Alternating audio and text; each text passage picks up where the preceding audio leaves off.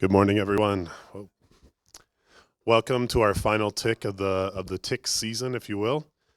You are at the 612 CTE, and today we have three wonderful presenters that are going to share a variety of things, even food. So you are going to be able to enjoy that as well. So without further ado, our first presenter is Jenny Lichty. She's from Ballard High School, and she is an agricultural educator FFA advisor. Thank you. Like Tyler said, my name is Jenny Lichty. I am the agricultural educator and FFA advisor at Ballard High School. A little background, this is my 5th year teaching, my 3rd year at Ballard. 2 years previously I taught at Esterville up in northwest Iowa. I did take a break in the middle there to finish my master's degree at Iowa State. But the Ballard program is actually kind of interesting. I'm in my 3rd year there. The program is in its 3rd year there, and it's a crazy story. I joke about I was going to start my own blog, how to start an ag program in 10 days, because I kid you not, from the time that I first heard about it to the time talking to the principal, there was really 10 days between that first initial contact and the day that I started. So I started on a Tuesday in September in the middle of homecoming week, so half of my students were in camo, which was very interesting. But it's been an interesting ride going through to try to start an ag ed program. You learn all the things that you don't think about walking into a new program. So like I said, I went to Iowa State. I finished my master's in 2014, and then I did my undergrad in 2009. I'm originally from northeast Iowa, so I kind of got all over the state. Some fun facts, or a fun fact is that I love the state fair. This will be my 11th state fair where I'm down there from the Tuesday before to the final concert that night. I get the privilege to work with 120 high schoolers, FFA members throughout the entire fair. We live on the grounds, eat on the grounds, stay on the grounds. It's a very interesting event. So this is just a picture of me with my students at National Convention this last fall in Indianapolis. So the thing that I'm going to talk about today is kind of a combination between standard-based grading and what I'm using to report my standard-based grading. So how did I get to this whole standard-based grading idea? My best friend is the ag teacher at Indianola, and she started playing around with this right when I was starting my master's degree.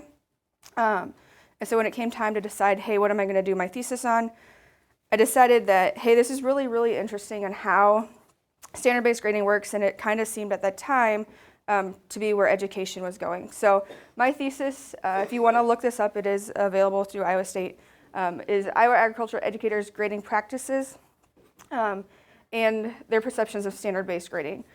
Because at the time when I did it, there wasn't a whole lot of research on standard-based grading within career and technical education.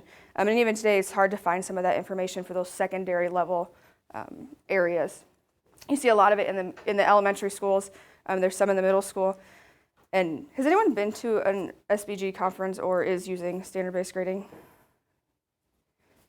I saw the Des Moines ID when you walked in. And the funny thing is, I coached at North. So when you guys are talking about North basketball, I was following that too last night. I coached at North, and they were in that transition too. So I kind of got to hear some of the teachers' sides of it with standard-based grading, which made it easier to do my master's on it. I presented 2 presentations at the AAAE, so American Agricultural Educators, American Association of Agricultural Educators Conference in 2015. And then we do have an article going out in the Journal of Research and Technical Careers that kind of stems from that research that I did. When I started at Ballard, I was fortunate enough that my school and my administration said, hey, do this, see how it goes, and they haven't stopped me from doing it. So I do use SBG. I'm the only one in the high school that's using it to the extent that I am right now. But the school is kind of going in that direction, and we're trying to make some changes to allow for us to be fully integrated here in the next few years, hopefully. So what is standard-based grading? It is going to be evidence-based classroom assessment and reporting. So what they're doing in the classroom is actually going to go, and rather than reporting things as a point scale, everything is going to be based with a standard. So how is that student's proficiency within each standard? So I'm going to throw up some researchers that have done stuff. Rees and Wormley. If you ever get a chance to go see Wormley, he's actually really hilarious. He's a very good presenter. lots of research in standard-based grading and grading systems and grading that works or grading that is fair for everyone or equal for everyone.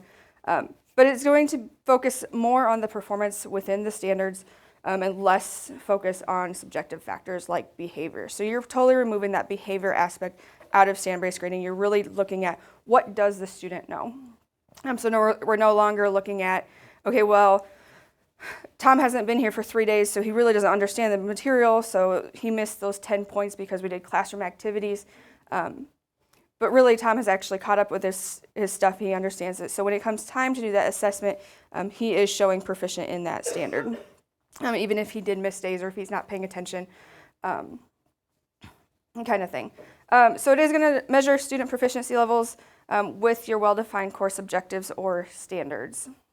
And that bottom one is what I used, or is the overarching definition that we used for my thesis. And that's kind of carried on throughout everything. So how is standard-based grading different than our traditional grading? Standard-based grading is going to be criterion reference grading. So you are grading on those performance standards or criteria. So everything is established ahead of time, whether that is you're aligning with state standards, so if you're in an area with state standards, if you are using your own standards, so within Ag Ed, Industrial Tech, I know Industrial Tech has been, or based off of what I've heard from my Industrial Tech teacher, it's hard to find some of those Industrial Tech standards in the areas that he wants to be in. I'm getting the look over here like, I think I need to talk to you later about Industrial Tech standards. But within Ag Ed, we have our state standards, which haven't been updated since 1999, and now the national AFNR standards are out. They were updated in 2012, which is what I'm using. So we are looking at a single letter grade, or single grade, not letter grade, a single grade per learning goal or standard. That's going to be presented for each student with no overall grade. So the averaging, the weighting of grades is kind of gone out the window, and everything is reported specifically for that standard. SBG puts more emphasis on what the students are learning. Okay, are they proficient? Do they really understand the material that you're wanting them to understand? Does it align with what you've been going over? Rather than the students, you're not seeing so much the point chasing. I have to get a grade. I need extra credit so I can get that A in class. It's focused on what do they know, where are their weak areas, where are their areas that they're strong at. Like Burkhart says, it's what students learn, not earn. And it really does provide some clearer communication to both the students and the parents. The scale that I use aligns with O'Connor or Marzano. It's a 4-point scale, then 0 is in there.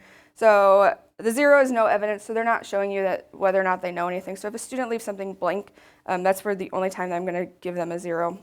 The level 1 is going to be beginning. And I'm sorry for all the text. It's kind of one of those things, I've heard it, I think I know what I'm talking, or I think I know that I've heard that word before. Level 2 is still developing, so they haven't got that full grasp. They can't tell you the how, the why yet, but they're still starting to understand more of it. So I kind of think of a level 2 as that you can define the word that I'm giving you, or that you can define the concept. Level 3 is that proficient level. So that's kind of the level that you're all shooting for. I tell my students, hey, if you get to level 3, you're doing really good. You're at that proficiency level. You know it, you can define it, you can use it, you can kind of tell me that why and how. And then that expert level, the level 4, is really the application of it. It goes kind of above and beyond where you're shooting for, so that you kind of see the different levels of where they're at. So how does this look in a grade book? I'm going to give you 2 different options here. So this left side is more of a traditional grade book, so you're putting in points. So let's say that you have quizzes that are 10 points each. So let's say Sarah here, for example. She got an 8 on her first quiz, 7 on her second quiz. We took an exam, she got a 73. She did her homework, so she got 10. Another quiz, she got 9.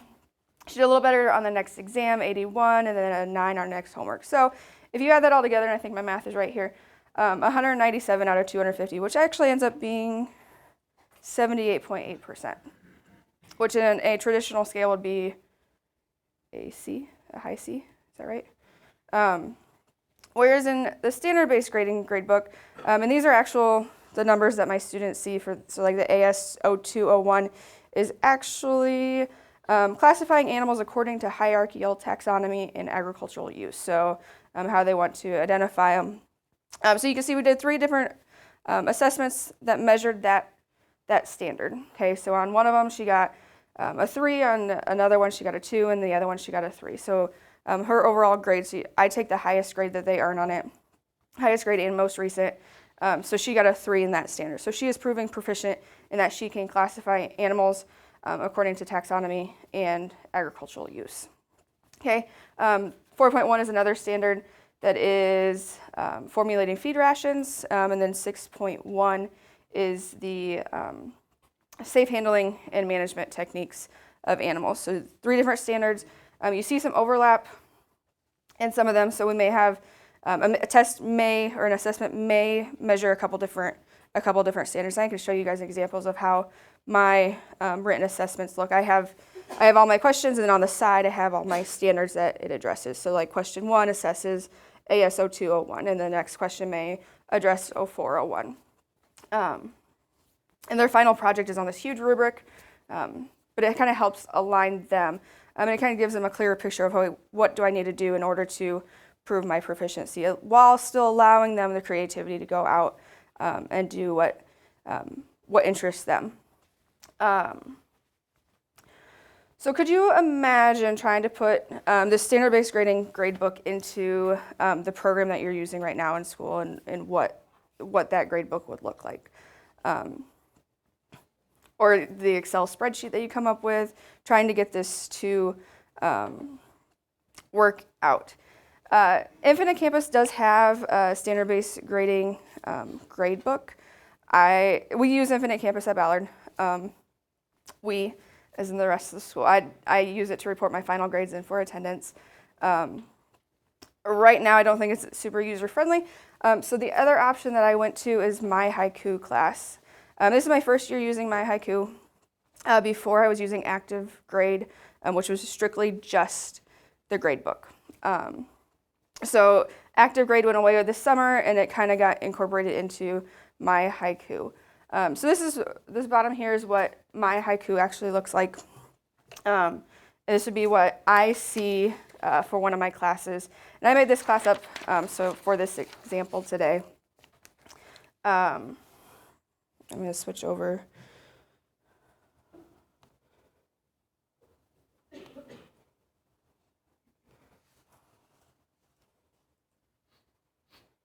So this is the home screen that I see. I have a lot of control with what I want to put on this. So you can see I haven't done a whole lot on this homepage. If I were to show you my other classes, there's a lot more stuff on it. But it is another digital learning platform that you can use as an educator. It's cloud-based content so that you can create stuff. The students can access it wherever they're at. You can access it wherever you're at. You have the ability to put announcements on here. The nice thing is the push notifications go out. So if you post something, you change something on here, the students are going to get an email about it. It's got a calendar feature, so when the students log in, they're going to see that calendar right away. I'm trying to think. So this is what actually comes up once they log in, and then they can choose their classes that they want to go to. So that calendar is going to go up right away. Any of their announcements, their grade summary, recent grade things, that's what they're going to see. So if I have a kid who's in multiple classes, it's all going to be in the same spot. So then they can go to the class that they want to go to, and I get to add the pages I want. So if I want to put each section, so we're doing a new unit now, so you can see on that left side I have my plants, my animals, my natural resources, the different areas in agriculture, the class that we're covering, all kind of organized for you.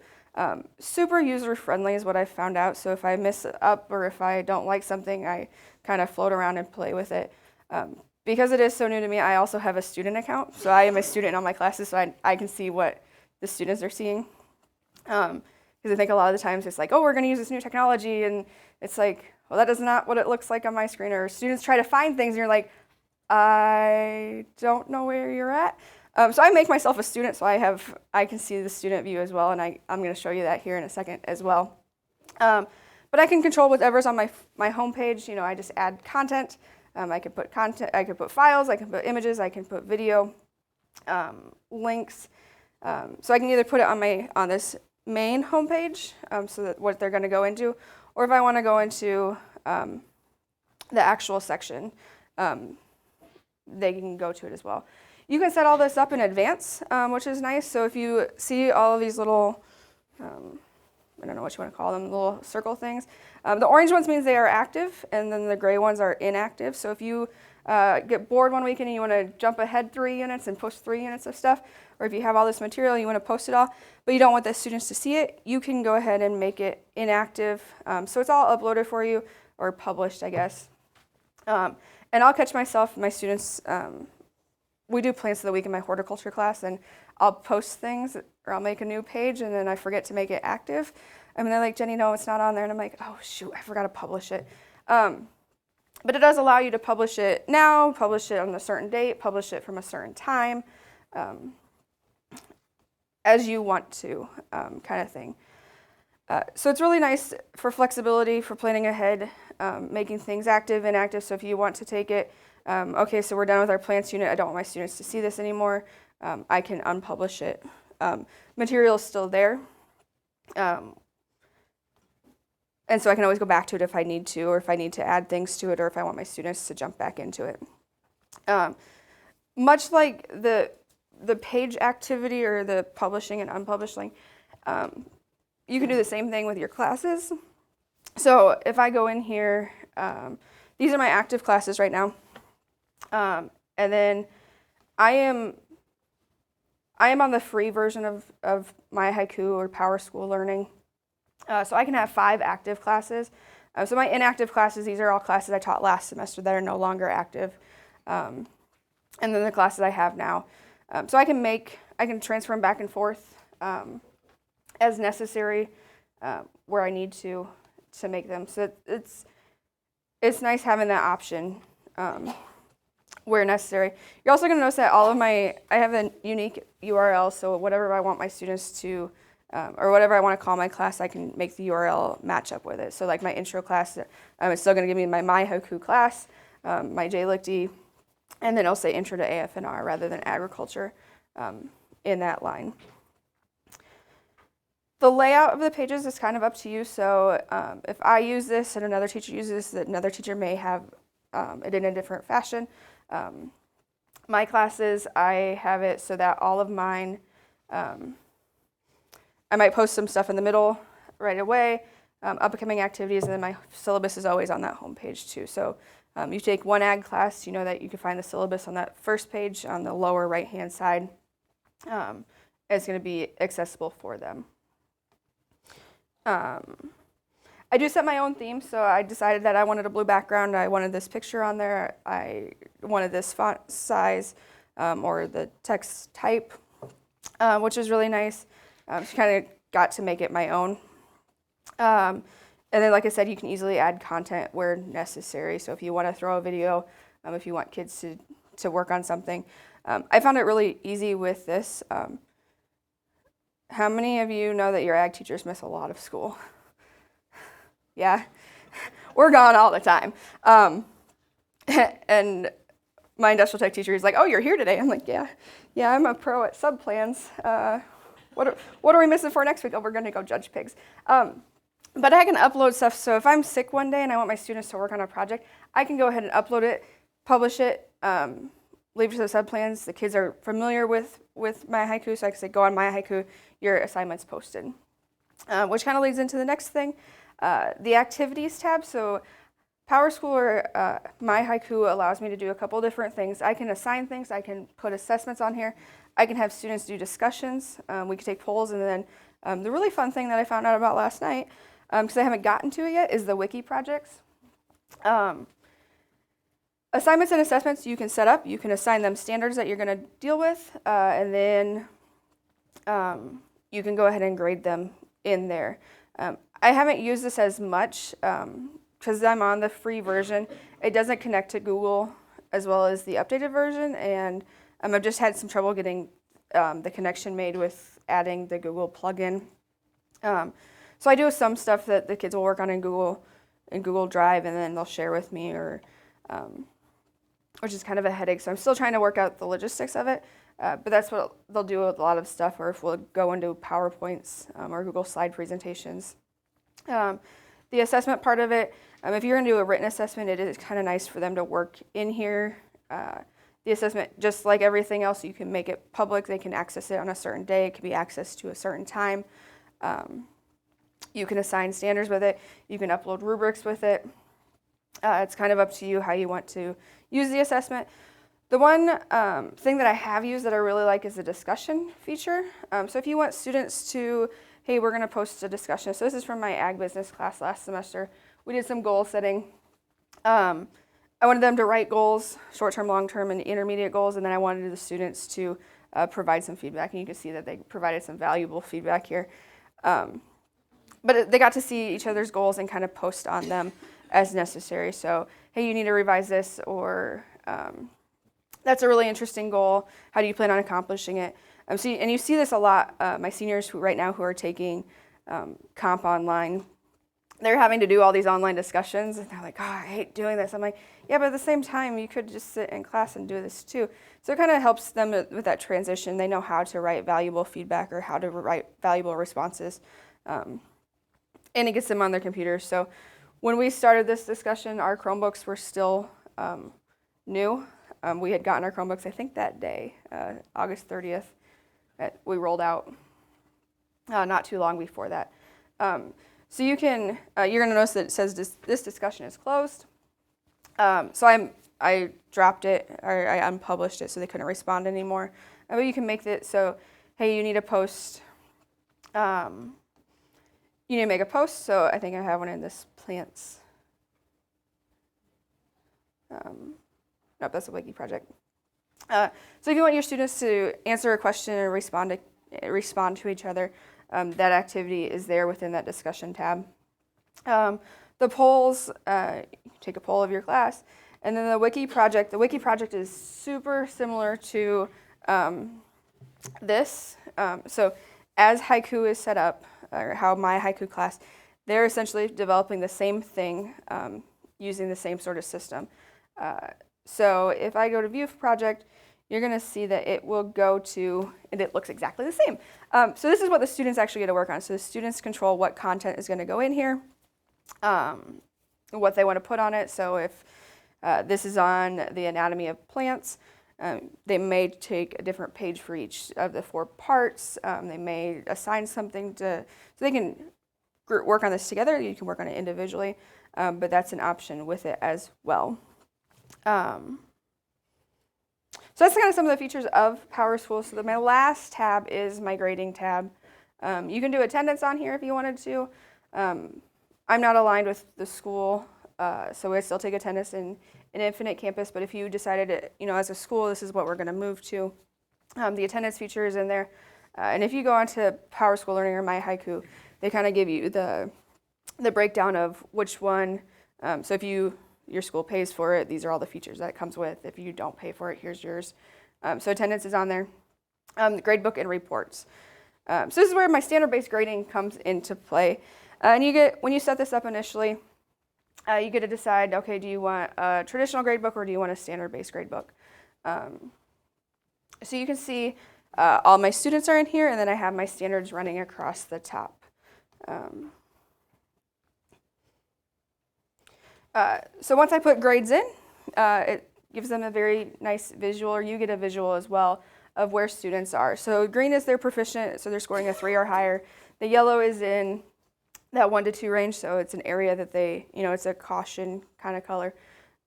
It's an area they need to improve upon, and red means they need to kick their butt in gear and figure this out, or get some additional help, get some additional practice. Those are the areas that they're struggling with, so that's at 0, 1. So it may look like right now that there's just 1 grade in each of these.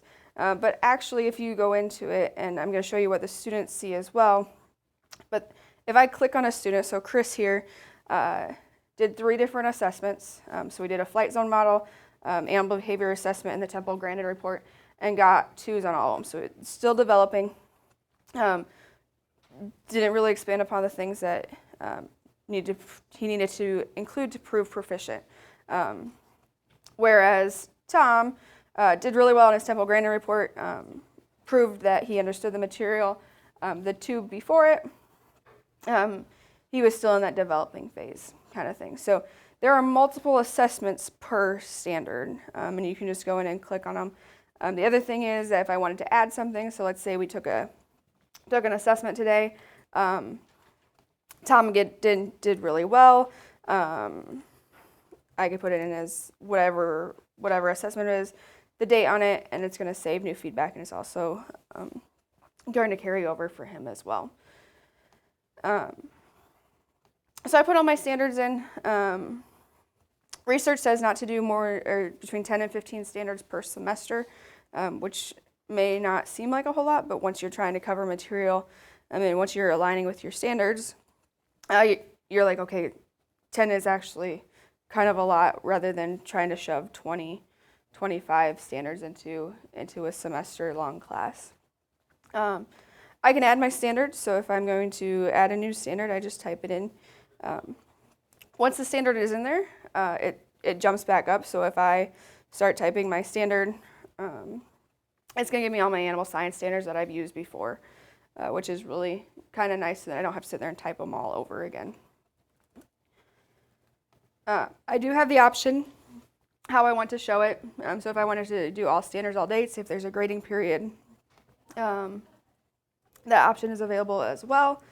I can manage my gradebook, so I can change my term standards. I can update my mastery settings. I'm going to grab my water. Thank you. I can, with this, also configure an overall grade. So I still have to report my students' grades as a letter grade. So I can configure that how I want to in the way that I do it, that I am not okay with based off of everything that I know. I was just to average all the others across. But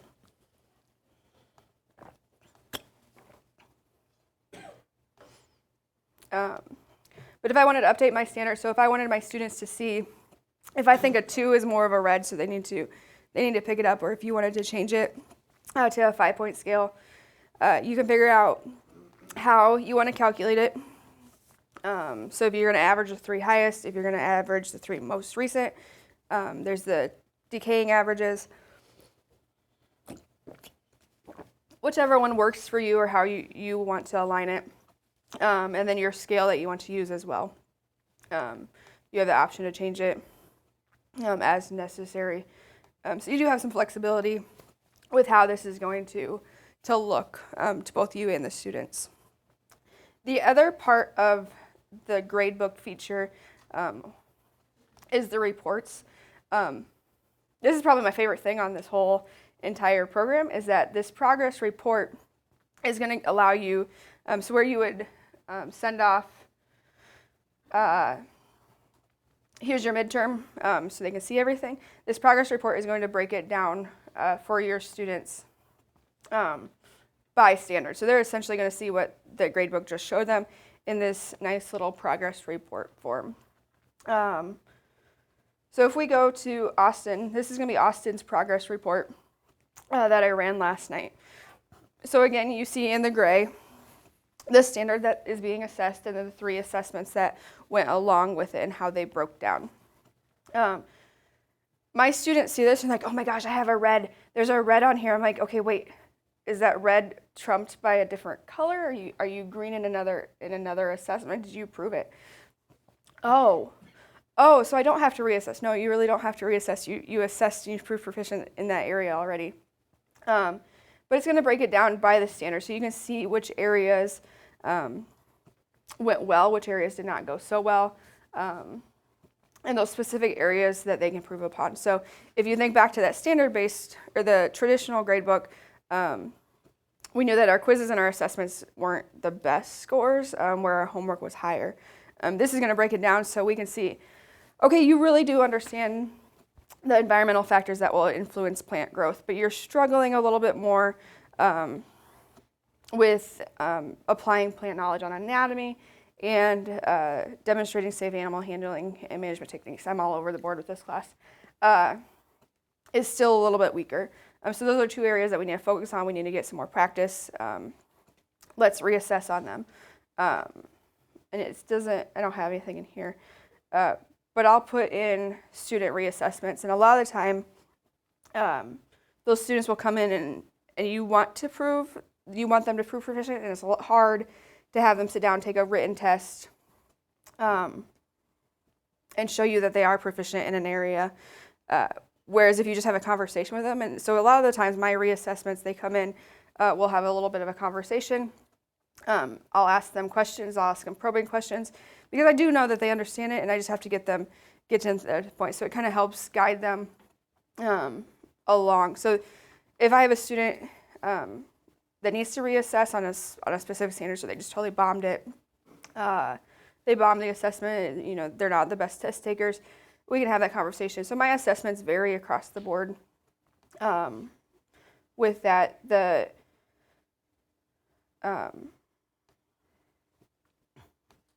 other thing with the gradebook is that, so let's say your students, you have the class average on there as well. So when you're looking at reassessments or you're looking at needing to reteach, you have the option to, okay, this standard, the entire class is still not understanding, or they're not doing very well with. Maybe we should spend some more time to reteach it. So you have that at your fingertips, ready to go, which is really, really kind of nice too. So when you're trying to figure out what you're instructing on, it kind of gives you a focus point. All my students, if they're going to reassess, they do have to have everything turned in, and they have to prove to me that they have practiced that standard before they try to reassess on it. So the kid who doesn't do anything in class, that doesn't do any of the assignments, that wants to reassess, they still have to put in the work, and to prove that they are willing, and they have put in a little bit more effort to understand the material.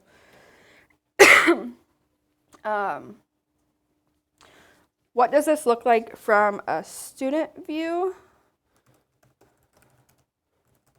Let's see if I remember this. Like I said, I'm a student in all my classes. So if a student goes in here, so this is a student view now, looks pretty much similar.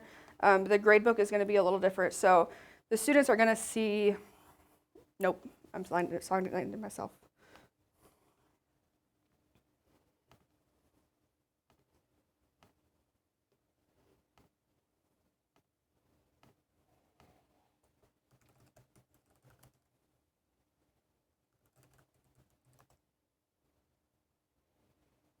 There you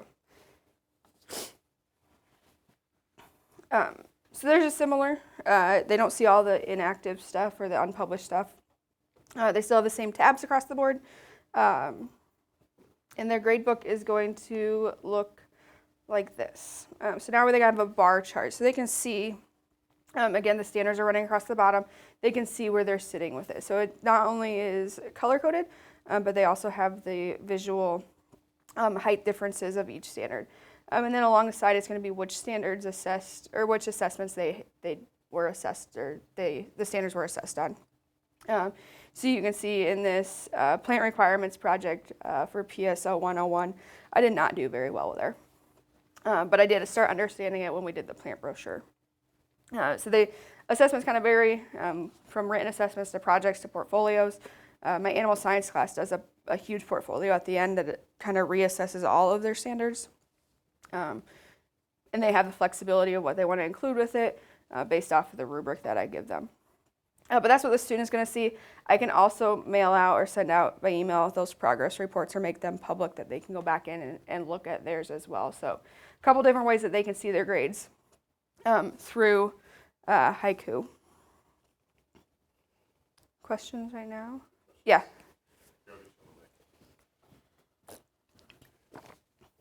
Just wondering about, our school does accountability, so every 2 weeks for any student that's in extracurricular, they know if they can participate. Mm-hmm. So how does this work for administration or for how you hold them accountable.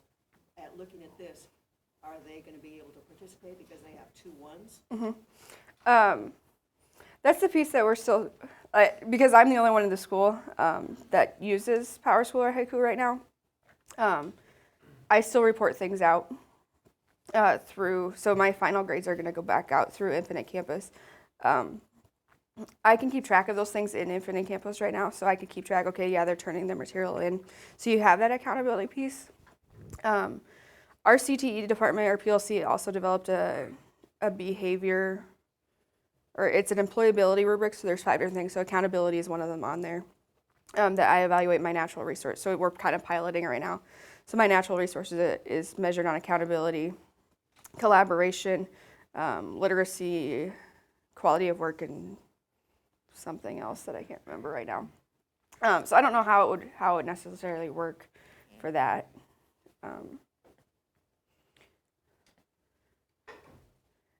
You could look at it as okay, if we assessed on this, they didn't do very well. Are they going back through and reassessing? So you can kind of see that assessment in a reassessment. Because I'll write down reassessment in the grade book. So if they're reassessed, it's called a reassessment. So I guess you kind of see if they're following up, trying to improve their grades. If you wanted to look at it that way, I don't know. It's a good question. Yes. So when it comes to transcripts or things like that, do you assign a letter grade for college transcripts? Good question. Yes, I do. This because that's how our school is reporting right now.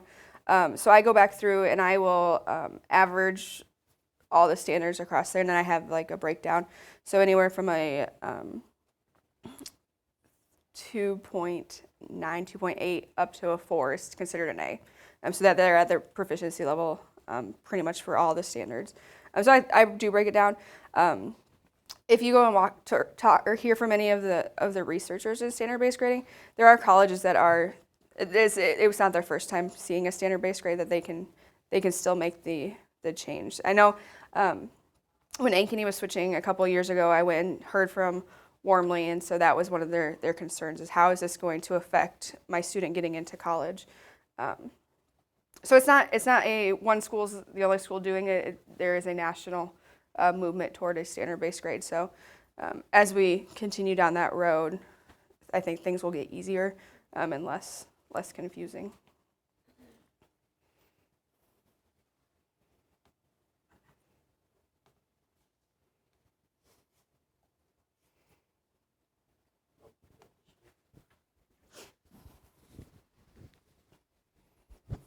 What does your classroom look like on a daily basis? Like, do you have like a common lesson and then everybody goes and works on different things, or? It's crazy. I think any ag teacher will tell you it's crazy, right? We do most oftentimes a common lesson. There's a lot of projects that we'll be working on. As we make the transition and as we continue to learn with the standard base, I think it will get more. We're going to stay with this one topic, and then students will have a time to go back and relearn material on their own time. Now, if I know a student or a group of students is struggling with an area, they may go back and get some extra practice on specific things. So like, let's say we're not understanding feed rations or we're struggling with trying to calculate them. We may do some more activities, or I may give students some more practice problems to help get through that. I see my students way too much. They hang out in the ag room a lot. Last night, we had parent-teacher conferences last night. We do a dinner for them as an appreciation for us being gone so much. And they just sat there in my room like, go home. I want to go home. So I have students coming in and out all the time. I am a part-time teacher. I technically don't have to be here for the first or last periods of the day. And I am. And I have students in my room all that time. So they're willing to come in and do the extra time to get their reassessments in. I do have some resources. If you have some free time, so if you're on spring break next week and need some reading material, my top 4 researchers in standard-based grading are Tom Guskey, Ken O'Connor, Rick Wormley, and then Marzano. And I think I heard that Ballard is partnering with Marzano on doing some research as we move towards standard-based grading. And each of them are similar in their thoughts. So if you are thinking about making that change to standard-based grading, it could take anywhere from 3 to 12 years, depending on how you implement it. It's definitely not one of those things that you can do overnight. It is a change. So I went from teaching for 2 years up in Esterville back to my research. So I did a lot of research in standard-based grading. And then to go into Ballard and actually apply that, it is a change. It is a mindset shift because you do have the student that is not paying attention at all. And you get frustrated because they're not doing anything, but once it comes time to assessing, they're proving that they do understand it. So you do see a little bit of a shift, both from the students and personally, I kind of struggled a little bit with it. But it is a clear picture, so a student isn't coming in, they can say, okay, I need to reassess. I need to reassess on the formulating rations. I think I understand it now. In Iowa, Sean Cornally and Matt Townsley, both Solon guys, Sean is in charge of Iowa Big in Cedar Rapids. Those guys have a couple different resources out. There is a couple of videos on the Department of Education website, Standard-Based Grading Part 1 and Standard-Based Grading Part 2. Matt has put together the SBGvideos.org, so if in a specific content area, there are videos associated. So like if you want to see a social studies teacher, how they incorporate standard-based grading into their classroom, brief video on that. And then nationally, there's a standard-based grading or standard-based learning and grading Facebook group. So if you are making that transition, you want to get some information from other teachers, great resource to walk through or to ask questions, to search to see what their problems are and how they're overcoming them. It's just kind of interesting to see all of the different things that are happening across the nation. For MyHaiku or PowerSchool Learning, once you get onto PowerSchool, and once you go to the pages for the first time, they do a walkthrough for you. So the windows pop up, tell you about the different features of it. And there's also the help with haiku as well. Applause. Thank you. Thank you for sharing.